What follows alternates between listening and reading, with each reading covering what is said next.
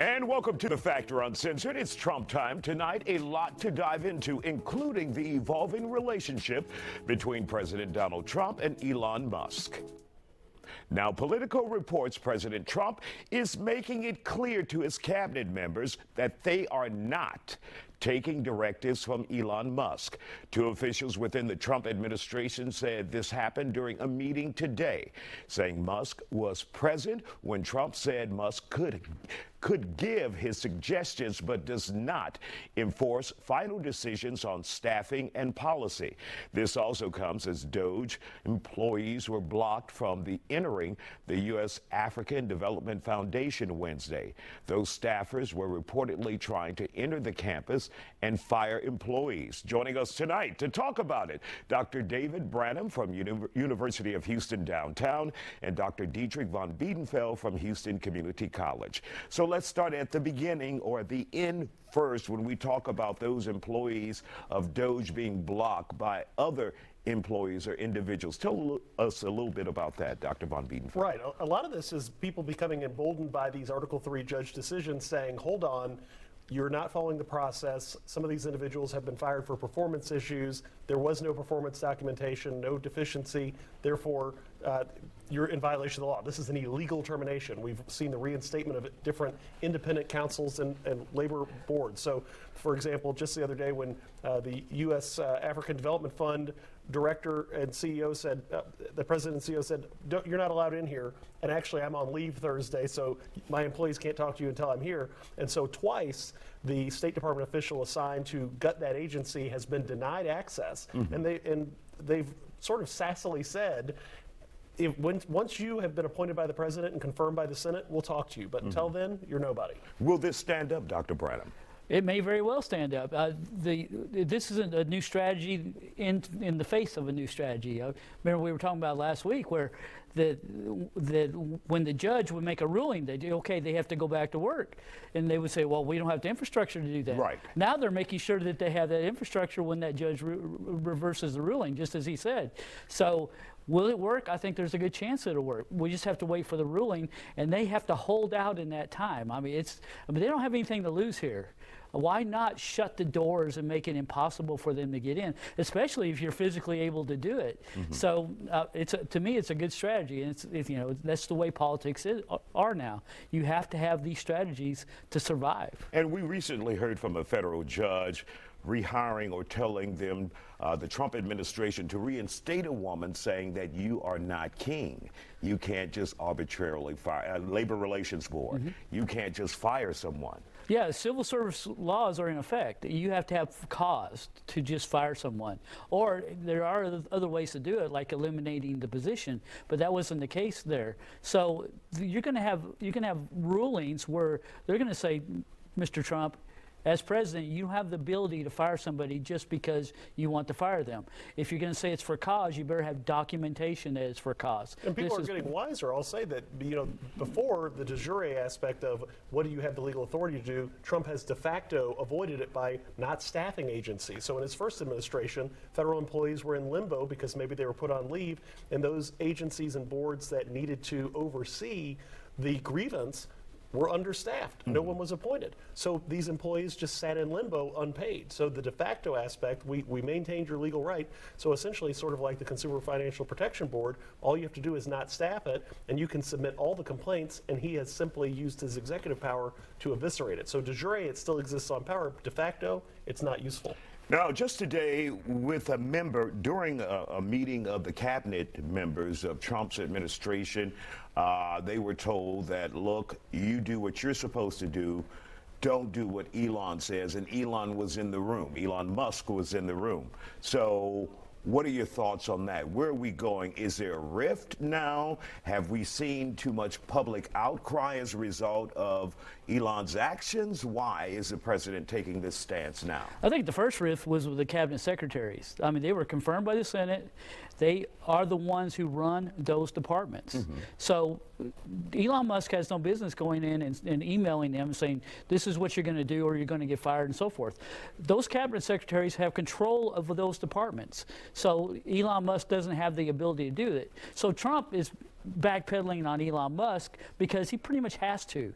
He let Elon Musk go too far, especially like with the email saying, send me these 5 things or you're fired. He didn't have that power. Elon Musk is actually a member of Trump's staff. He's not a cabinet member.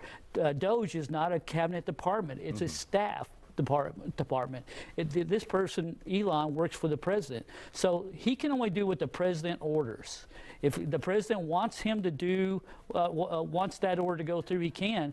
But when he appoints cabinet secretaries, he's giving that power to those secretaries. So the Secretary of State runs the Department of State. The CIA is run by the leader of the CIA. And Elon Musk doesn't get to go in and say, you'll do this and you'll do that. Is the honeymoon over between the president and Elon Musk here? I don't think so. I think there is a mutual admiration or enamoration, however you want to put it. But at the end of the day, one thing we know about President Trump is he wants to have the limelight, and he is happy to remove or move people in and ensure that they understand that he is king, not them. So, you know, you can't have your son wiping his burgers on my desk and then wandering off. This is my desk. I'm the one who wipes. So at the end of the day, I think this was a reassertion. I think there's some concern as he tries to get other agenda aspects passed, such as tax initiatives and budget control initiatives that might work in his favor. He needs Congress behind him. And if those people have to go back to their districts, where many times the federal government might be the largest single-site employer in that Republican district, he's got to give some concessions. And so the pushback from the administrative heads, Rubio, Hegseth, saying, how am I supposed to run my department if you're allowing this unappointed person to micromanage it? All right. And welcome back to the Factor Uncensored. President Trump announced a temporary pause on the 25% tariffs imposed on Mexico and Canada just days after they went into place. He justified that decision by saying he wanted to avoid harming American car companies.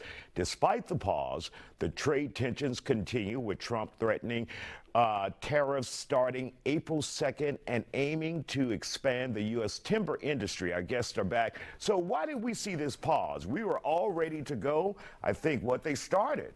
And then we stopped. What happened? Well, he had some conversations with President Sheinbaum, but I think, again, just like with the idea of pulling back DOGE's assumed authority, he's getting this pressure from auto industry individuals who are saying, we're big donors, we supported you, if you want our backing and our workers' backing, you're going to have to ensure that people can actually buy cars. I think the protest level among his constituency, again, especially moving his legislative priorities forward, because he's going to need that to override any Article 3 decisions, said, wait a second, cars are going to go up to $12,000 per unit, and then you add in the financing aspect of that over 48, 72 months. Consumers are not going to have this. They're going to be up in arms and in the streets, and they're going to vote us out of office. And I'm sure what was shocking to the president, because he watches Fox News, and on Fox News they had the car dealership owner live on camera with the reporter from Fox, and he talked about the price of cars, $80,000. This truck, this Dodge Ram, is $80,000. He said instantly it went up to $100,000 with this trade war. Isn't that scary? Yeah, instantly. Yeah, did we miss it? I'm wondering, you know, I may need a new car next year. Maybe I should have already bought it. But, you know, they're making the concessions they need to make. Like they're saying, look, we're going to bring some of this back to America. So, you know, please let off on this. But the effect is wide-ranging. The financial markets don't know what to do because from day to day, things change and there's no stability. So what do you do? Where do you invest? What do you want to do with your infrastructure? Are you willing to pour millions of dollars into infrastructure when you don't know whether the president's going to throw a tariff up there that's going to put you out of business or not? The economy's become a big casino, and so everything's a big gamble, and you don't know what's going to happen. So even though he pulled back these tariffs on Mexico, pull them back on Canada, there's still an effect where you are bringing instability to your economy, and that's going to be costly. I think when you see it in the Dow, we see going on in the Dow, that's what this is. It's a reaction to this instability. And of course, we saw earlier this week the stock market drop by 600 points. How is it now, Dr. Von Biedenfeld? Is it stabled off? Is it straight line, or is it up and down? It's still up and down a little bit, but it's mostly stabilized. And a lot of these losses were gains that came in with the announcement of President Trump's win. So some of this is unrealized profit in the sense that the economy was a little bit stagnant, and then in December, we saw this jump. All of those gains have been wiped out, which I also think is a motivator for him because he has investments through those companies, hands-off companies as well.